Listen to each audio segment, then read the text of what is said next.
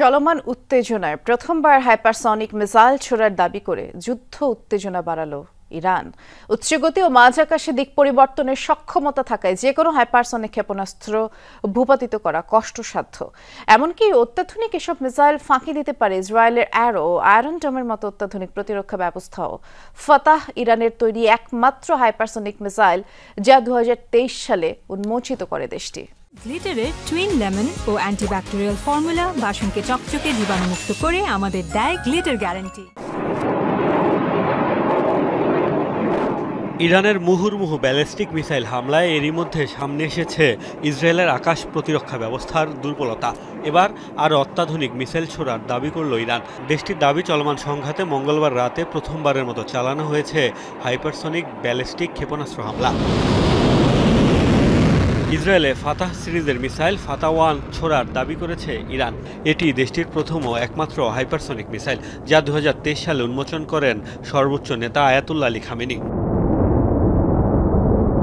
যেসব অস্ত্র পৃথিবীর বায়ুমণ্ডলের মধ্যে সর্বোচ্চ গতিতে চলতে সক্ষম তাদের মূলত হাইপারসনিক বলা হয়।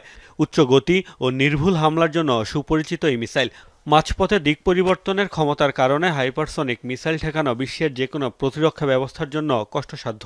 ইরানের দাবি, ইসরায়েলের আয়রন ডোম অ্যারোর মতো প্রতিরক্ষা ব্যবস্থাকেও ফাঁকি দিতে সক্ষম তাদের ফাতাহ মিসাইল। মূলত ইসরায়েলে হামলার লক্ষ্যেই মাঝারি পাল্লার ফাতা মিসাইল নির্মাণ করেছে ইরান। দেশটির বিপ্লবী গার্ড বাহিনী IRGC এর নাম দিয়েছে ইসরায়েল স্ট্রাইকার। ফাতা-1 ক্ষেপণাস্ত্রের সর্বোচ্চ পাল্লা 1400 কিলোমিটার। সলিড ফুয়েল চালিত ব্যালিস্টিক ক্ষেপণাস্ত্রটি আঘাত হানতে পারে শব্দের চেয়ে 5 গুণ গতিতে। বহন করতে সক্ষম 450 কেজি পর্যন্ত বিস্ফোরক। এর আরও একটি আধুনিক সংস্করণ রয়েছে ইরানের ভান্ডারে, যার নাম ফাতা-2।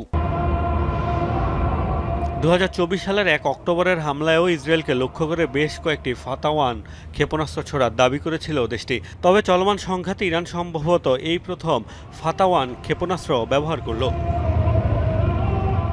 মোস্তফা মাহমুদ, যমুনা নিউজ।